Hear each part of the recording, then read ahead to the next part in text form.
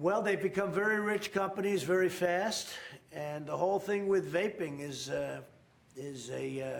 been very profitable.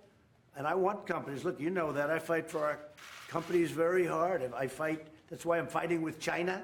That's why I'm fighting with other countries. If you look at European Union, and if you look at Japan, and if you look at so many others, including South Korea and many others, we're constantly dealing with them to make it good for our companies, because I view it as jobs.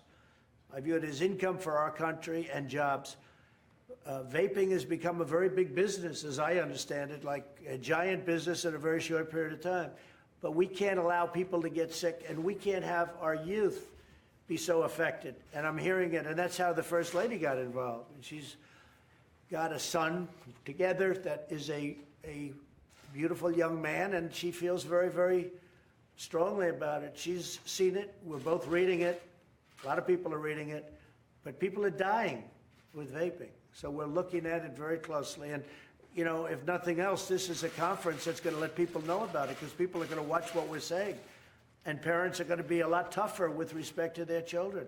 A lot of people think vaping is wonderful, it's great. It's really not wonderful. That's one thing I think we can say definitely, Commissioner. It's not a wonderful thing. It's got big problems. We have to find out the extent of the problem. It's so new. It's so new. But we're going to find out.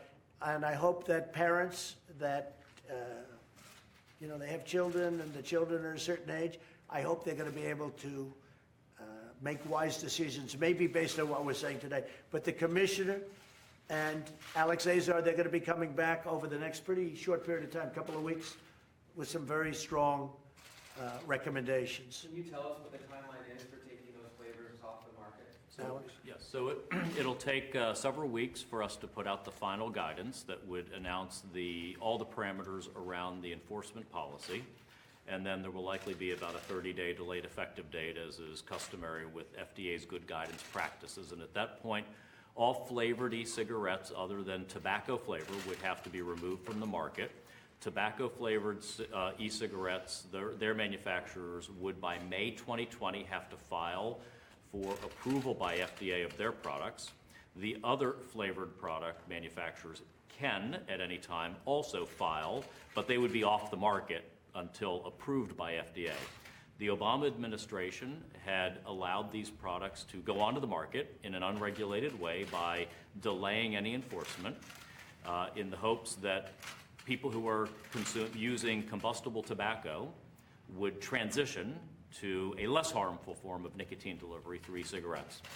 But what we've seen is the data just shows the kids are getting access to these products in spite of our best efforts at enforcement, at retail enforcement, at controlling locations, at over 8,000 warning letters to retailers and others, in spite of moving products off shelves.